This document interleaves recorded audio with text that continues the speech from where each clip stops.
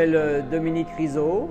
Je suis à Nouvelle-Orléans depuis 1999, aux États-Unis depuis 1993. Mon parcours culinaire a commencé à l'âge de 15 ans. J'ai travaillé chez Philippe Traîneau, c'était un ancien élève de chez le nôtre.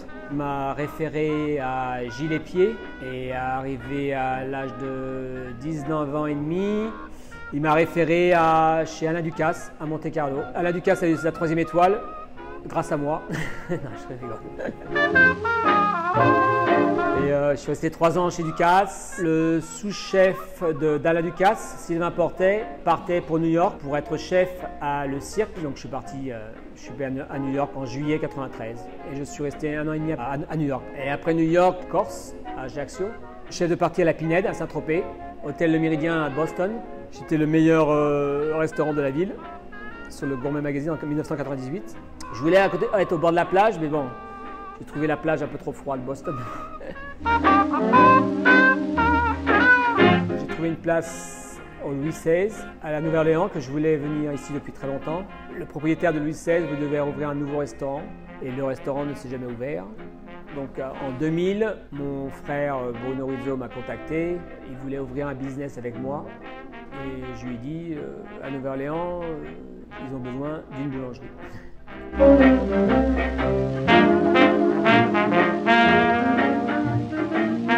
Quand j'étais en CFA, à l'âge de 15 ans, une fois j'avais été en boulangerie donner un coup de main et j'avais vu la farine partout, c'est toujours sale, toujours de la farine. J'ai dit, moi, je ne serai jamais boulanger. Voilà, ça a changé. Et c'est vrai, le français est conditionné d'aller à la boulangerie tous les jours. Les Américains vont à la boulangerie pour une occasion, on dirait. Hein? Moi, à l'époque, la boulangerie, j'en avais aucune connaissance. Et puis on s'est lancé dans l'affaire en 2000. On a ouvert une boulangerie sur Magazine Street. Je connaissais tous les restaurateurs. On a fait le wholesale et j'ai pu avoir 40 clients en une semaine. Ça a démarré très vite. Et après, on a ouvert 3 boutiques. Et après, Katrina est arrivée, j'ai tout fermé et j'ai gardé que la boutique sur Magazine Street.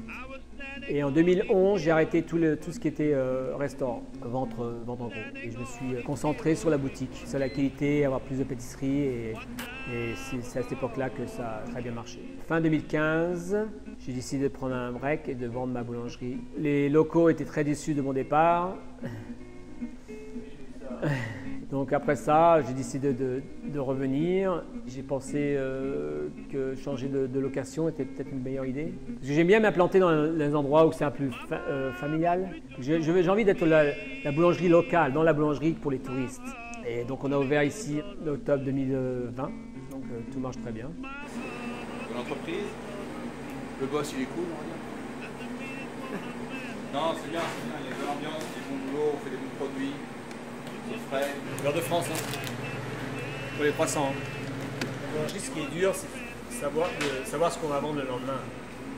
Mais bon, il y a des jours on peut faire 100 baguettes et en vendre 50, je sais pas. On peut faire 200 croissants, en vendre 100. Le marché américain est différent du marché français. C'est pas comme en France, les gens n'achètent pas ici comme en France. Ouais. Ils achètent alors.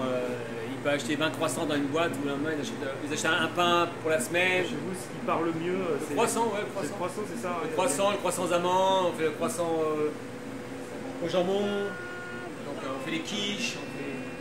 Mais le pain, non, le pain c'est pas une grande vente. Hein. Ah oui. Beaucoup de viennoiseries. La Lune est fermée. La Lune est fermée, oui. On pourrait être ouvert tous les jours, mais bon. Ouais, il faut un peu quand même. Il faut un peu les venir très vite aussi. Hein. Nous en France, on grandit avec une boulangerie, c'est l'enfance. On y va une fois par semaine, on va acheter notre pain, nos bonbons, nos gâteaux. Hein. On grandit avec, c'est important pour les enfants et pour les familles d'avoir une boulangerie locale.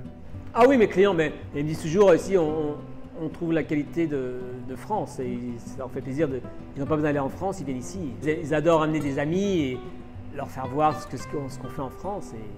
Parce que la qualité est là. Moi, j'utilise tous les produits, je fais venir mon beurre de France, j'utilise les meilleures farines, le chocolat Valrhona, j'utilise les produits de qualité. Nos prix sont raisonnables. Moi, je pense que les Américains aiment beaucoup la France. connaissent la France. Les Américains aiment beaucoup consommer. Ils adorent les produits de qualité, ils aiment les bonnes choses. Moi, je veux garder mes clients, les petits qui viennent ici, ils vont grandir, ils ont 15 ans, après ça sera ils amèneront leurs enfants et voilà, ça sera comme ça. Ça se garde comme ça, c'est important. Nous, on fait tout frais tous les matins, hein, tous les croissants, tous les jours, c'est frais. Le pain, les baguettes, le café. Moi, je trouve qu'en manger un bon croissant, il faut que le croissant ait un goût de beurre. Moi, je préfère rester simple et avoir vous mangez une éclair au chocolat, ça a le goût de chocolat, ça a le goût de pâte à choux, une tarte citron, ça a le goût de jus de citron. C'est tout ça. Le goût, ouais, beaucoup le goût.